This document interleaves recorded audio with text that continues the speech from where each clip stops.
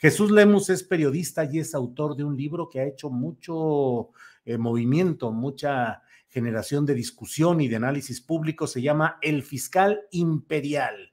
Jesús Lemus es periodista independiente con 33 años de trayectoria y él se ha enfocado en su trabajo en los temas de seguridad nacional, narcotráfico, derechos humanos, desplazamientos sociales y la corrupción oficial. Es autor de 9 libros, entre los que destaca El Licenciado, García Luna, Calderón y el Narco, publicado también por HarperCollins México.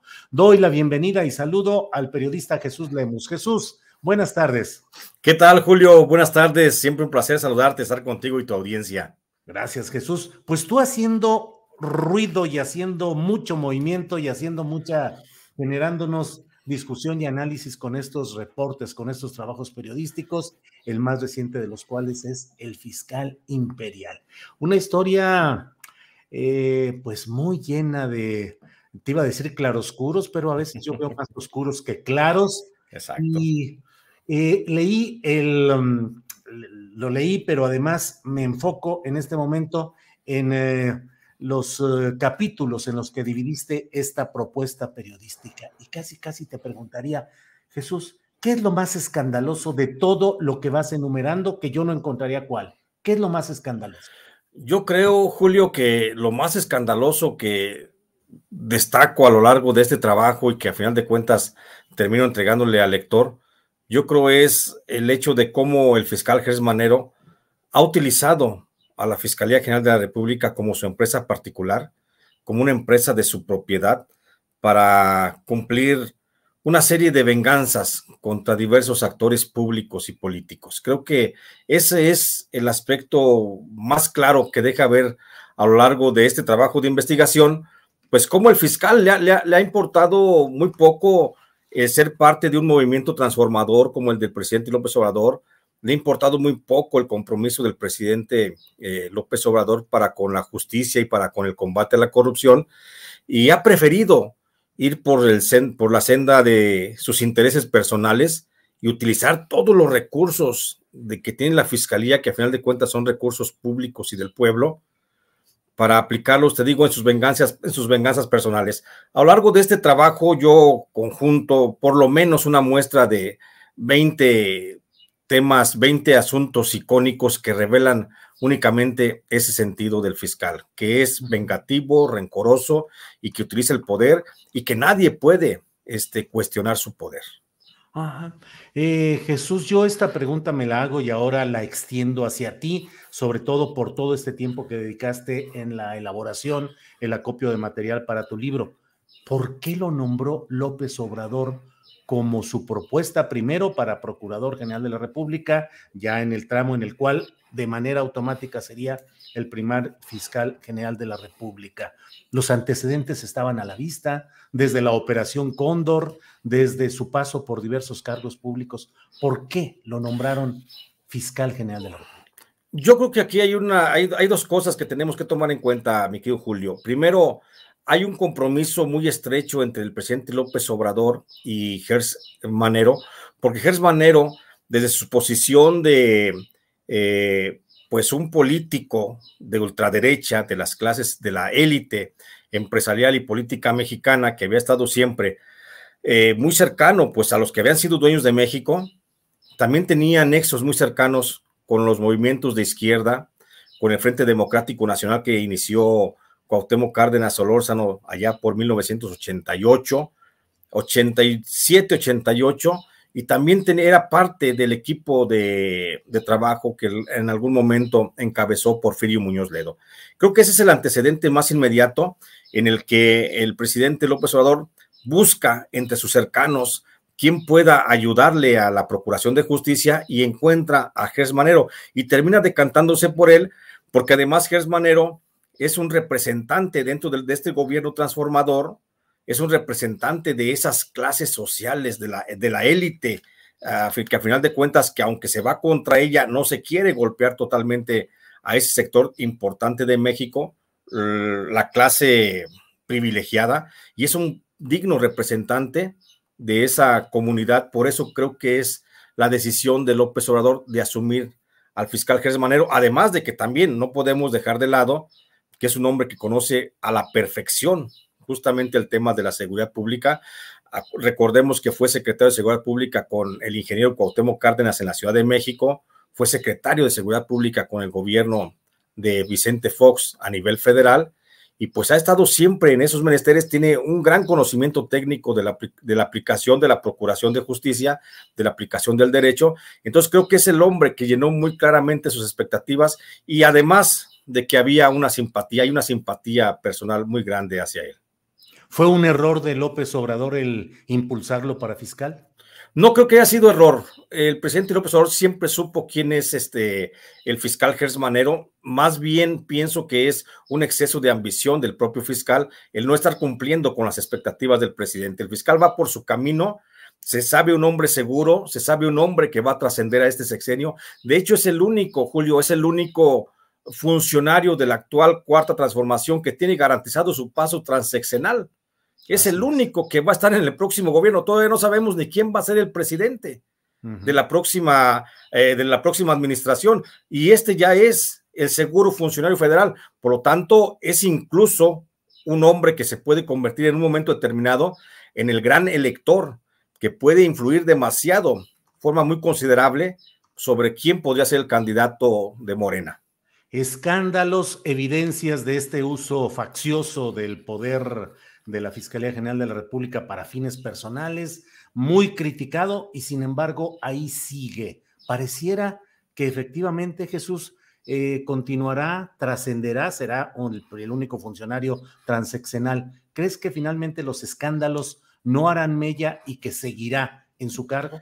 Yo considero que veo una muy remota posibilidad que el presidente lo pueda remover. Sería negarse a sí mismo toda esta defensa que ha mantenido en los últimos meses, diciendo que es el procurador un hombre honesto, que es un hombre bueno, que no es capaz de crear delitos, de inventar delitos, y sería como el presidente mentirse a sí mismo. Entonces creo que el presidente va a llegar hasta el final de su sexenio con este fiscal. No creo que lo cambie. Veo un escenario muy remoto en el que pudiera entrar a la suplencia de este fiscal, y sería solamente si Gers Manero entrara en conflicto con otro gran amigo del presidente López Obrador, que es Adán Augusto, el secretario de Gobernación. Solamente en ese conflicto creo que el presidente López Obrador sí podría decantarse por Adán Augusto, pero mientras va a seguir dándole todo su respaldo al fiscal Gers Manero, y no va a haber, mi querido Julio, creo que no hay cambio de fiscal en lo que resta de este sexenio.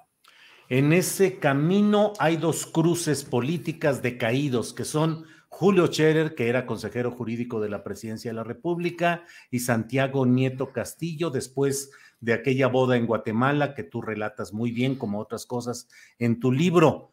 Finalmente, Scherer, que parecía, bueno, el propio presidente decía que era su hermano, y Santiago Nieto, que al menos para efectos públicos, pues era una imagen muy fuerte de estar difundiendo y presentando asuntos de corrupción. ¿Por qué preferir? ¿Y qué pasa con Scherer y con Santiago Nieto Castillo? ¿Caídos y adiós? Sí, simplemente el presidente de la República tiene amistades prioritarias, y creo que una de esas amistades prioritarias es la de el fiscal Gers Manero. Por eso cuando vimos que estaba entre el presidente, entre elegirse la amistad de Gers o la de Santiago Nieto, prefirió a Gers. Cuando estuvo incluso entre elegir entre su hermano Julio Scherer, como él lo calificó, o el fiscal Gers Manero, prefirió a Gers. Pues te digo, solamente que llegue el momento en que tenga que decidir entre la amistad de su también otro hermano, el actual secretario de Gobernación, Adán Augusto, y Gers Manero, ahí sí creo que el presidente podría ganarle mucho la amistad por Adán Augusto, y entonces sí olvidarse y dejar de lado a Gers. ¿Qué pasa en el otro ámbito con los otros, con los que han quedado caídos a mitad de esta trayectoria de la Cuarta Transformación? Pues nada, simplemente que el propio Julio Scherer Ibarra pues también tiene sus pecados. Con justa razón el presidente de la República lo destituyó. No tanto fue solo la simpatía que tenía por Gers cuando llegó la disputa por el control de la fiscalía. Lo que pasa es que Julio Scherer también tiene por ahí sus pecados, tiene sus hay muchos testimonios que hablan de un Julio Scherer negociando al margen de la ley la liberación de muchos internos. Ahí se mencionan incluso algunos casos en este libro donde desde la oficina de Julio Scherer llegaron propuestas de liberación de algunos internos que están recluidos en prisión a cambio de una compensación económica para gestionar ante la Fiscalía General de la República. Entonces, creo que en el caso de Julio Scherer no hay mucho que decir, e incluso creo que hasta existe la posibilidad de que prosperen justamente las investigaciones de la carpeta de investigación que se han abierto en la Fiscalía General de la República. Con Santiago Nieto es muy distinto ahí la historia. Creo que Santiago Nieto no tiene mucha cola que le pisen.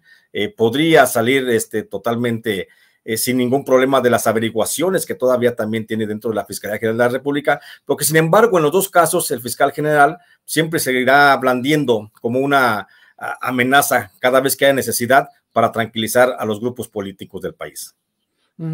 Jesús, escándalos y escándalos que en su momento sube la espuma informativa y nos concentramos, por ejemplo, en el episodio de la boda de Santiago Nieto y Carla Humphrey en Guatemala, en la ciudad, en el país, en Guatemala, y luego todo queda en el olvido. ¿Qué pasó con aquellos $35,000 que iban en 5 bolsas, creo que eran? ¿Qué pasó con la eventual responsabilidad de quien era del director del Universal, el señor Ili Ortiz? ¿Qué pasa con las acusaciones que el propio Julio Scherer Ibarra hizo duras, secas contra el propio fiscal? Pareciera que todos son polvos que se van secando y se los va llevando el viento, Jesús. Pareciera ante la imagen, bueno, ante la opinión pública, pareciera que sí son polvos ya de lodos pasados, mi querido Julio. Sin embargo, debo decirte que dentro de la Fiscalía General de la República, como es el fiscal siempre esperando los tiempos, siempre esperando cualquier situación para actuar de manera directa contra sus adversarios o sus enemigos, en este caso permanecen ahí las investigaciones en la Fiscalía General de la República contra el director del Universal. No se ha cerrado ese tema. Hay investigaciones directamente entre la Fiscalía General de la República y la Fiscalía de Guatemala sobre los dineros que fueron encontrados en una bolsa de la secretaria particular del director del periódico El Universal, y ahí está la investigación, solamente que como le gusta al fiscal Gers Manero, lo mantiene como a fuego lento para cuando se necesite sacarlo, y seguramente lo habrá de sacar en algún momento determinado. Igual sucede con el caso del extitular de la UIF, Santiago Nieto. También las investigaciones ahí están contenidas, están a la espera únicamente de que se agiten seguramente más las aguas y entonces el fiscal ir en definitiva contra estos personajes.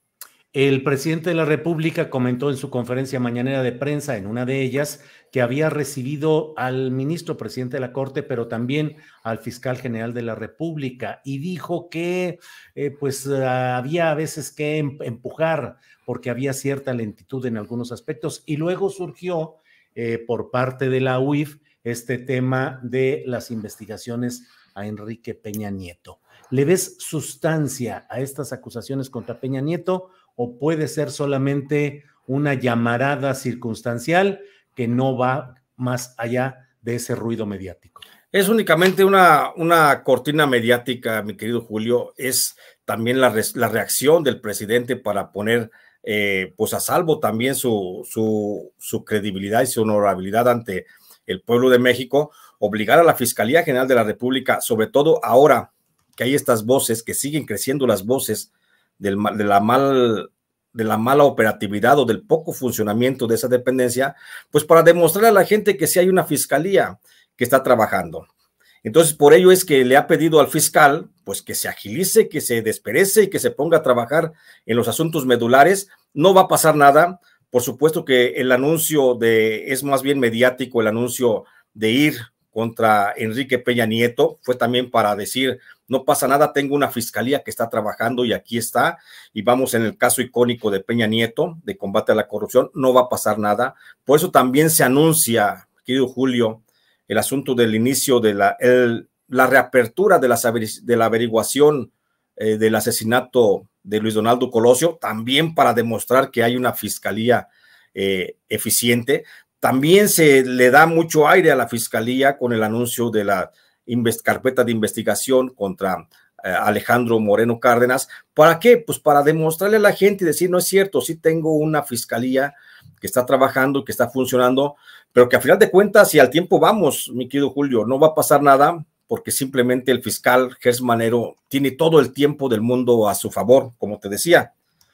Puede acabarse este sexenio sin mayor problema y no va a pasar nada. Igual no va a haber nunca un resultado de los 43 normalistas desaparecidos allá en Iguala, que también es un tema pendiente y que es un compromiso del presidente López Obrador, y ya llevamos 3 años a la espera de algún resultado y no va a haber nada.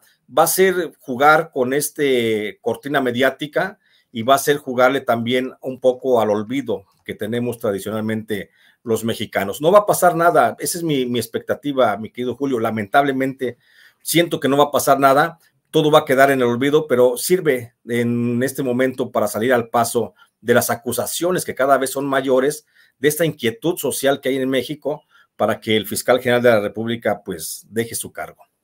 Comparto tu diagnóstico de que no hay indicios de que vaya a suceder nada y que todo puede quedar solo en esta efervescencia mediática, lo cual pues es deplorable y es lamentable, porque finalmente, Jesús, el combate a la corrupción pues estancado en los laberintos burocráticos, en los intereses grupales, en los tiempos políticos, pero no sé cuál sea tu opinión, pero me pareciera que el combate a la corrupción ahí queda estancado.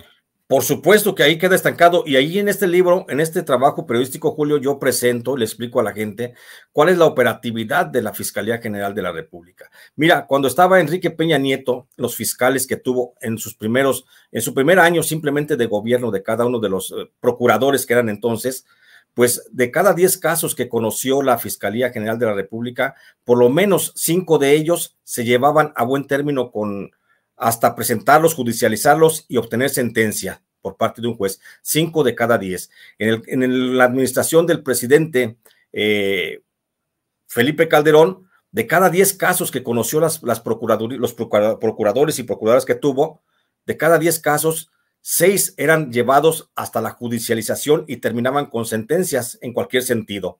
Pero en el caso de lo que va del presidente López Obrador, de cada 10 casos, la Fiscalía General de la República solamente ha podido llevar a judicialización dos casos de cada 10. Es una operatividad muy deficiente, muy baja, que por supuesto pone en riesgo no solamente el aparato de la propia Fiscalía, sino que pone en riesgo la Procuraduría, pone en riesgo la credibilidad del gobierno federal, de la Cuarta Transformación, en una fiscalía que procura la justicia de manera imparcial. Jesús, pues te agradezco mucho esta posibilidad de hablar sobre tu más reciente libro, El Fiscal Imperial, pero al mismo tiempo pues dar un repaso a todo lo que ahí hay.